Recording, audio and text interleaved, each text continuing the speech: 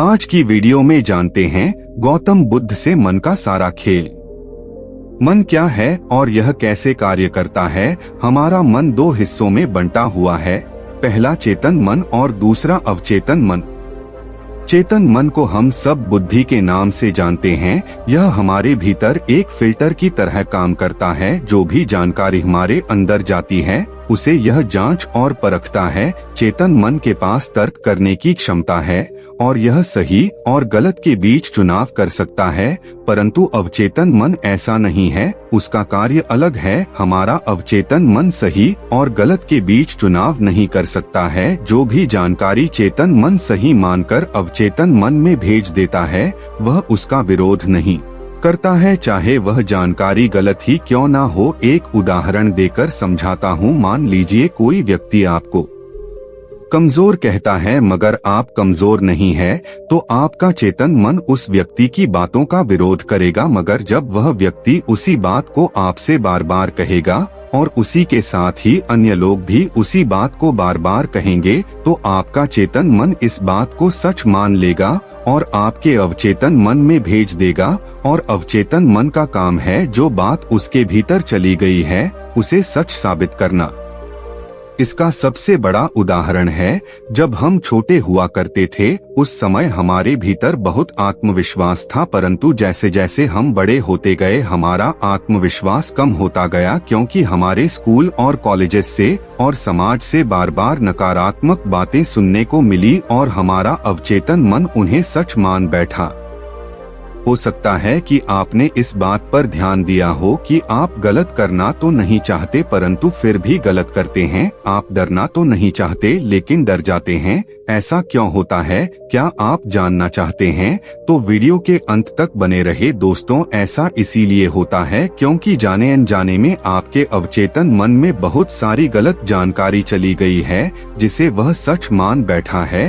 तो अब प्रश्न यह उठता है कि इसका समाधान क्या है, क्योंकि बहुत सारी गलत जानकारी हमारे भीतर जा चुकी है और हमारा आत्मविश्वास कम हो चुका है।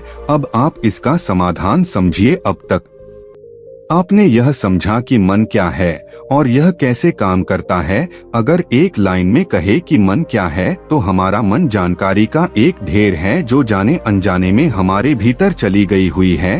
अब हमें सबसे पहले यह समझना होगा कि चेतन मन जानकारी लेता कहाँ से है, वे कौन से द्वार है जहाँ से जानकारी भीतर प्रवेश करती है। जो भी पढ़ते हैं, देखते हैं, सुनते हैं, बहुत सारी गलत जानकारी हमारे भीतर जाने के कारण हमारा मन हमारे वश में नहीं है। अगर हम अपने मन को अपने वश में करना चाहते हो तो हमें बहुत सारी सही जानकारी इस मन को देनी होगी, कम से कम उतनी सही जानकारी जितनी गलत जानकारी हमारे भीतर पहले से है।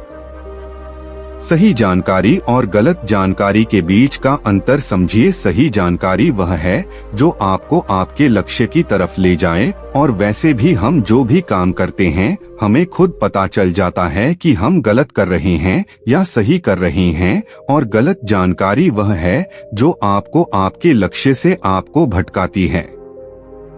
उदाहरण, एक सन्यासी का लक्ष्य आत्मज्ञान है और आत्मज्ञान के लिए ध्यान करना आवश्यक है। अगर कोई चीज उसे ध्यान करने से रोकती है तो वह उसके लिए गलत जानकारी है। एक और उदाहरण देकर समझाता हूँ। मान लीजिए कि आपको एक गायक बनना है, तो गायक बनने के लिए रियाज करना बहुत जरूरी है। अगर कोई चीज आपको रियाज करने से रोक रही है तो वह आपके लिए एक गलत जानकारी है।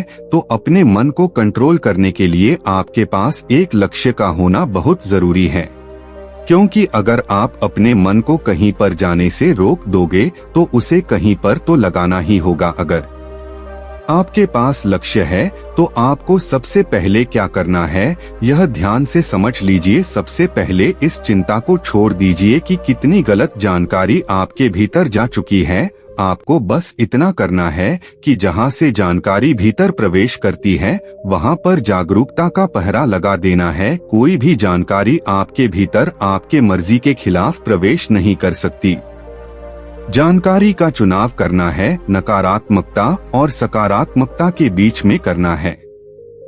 नकारात्मकता आपके भीतर पहले से ही मौजूद है, अब बस आपको सकारात्मकता को भरना है। आपको एक बात जान लेनी चाहिए कि सकारात्मकता नकारात्मकता को मिटा देती है, जिस प्रकार रोशनी अंधेरे को मिटा देती है। यह तो बस कहने की बात है कि आपको बैलेंस करना है। सच तो यह है कि जब आप अपने भीतर सकारात्मकता भरने लगेंगे तो आपके अंदर की नकारात्मकता उसी समय मिटने लग जाएगी। दोनों के बीच का बैलेंस होने का तो अवसर ही नहीं आएगा। यहाँ पर प्रश्न यह आता है कि सकारात्मकता को कहाँ से लाएं, तो इसके बहुत सारे तरीके हैं।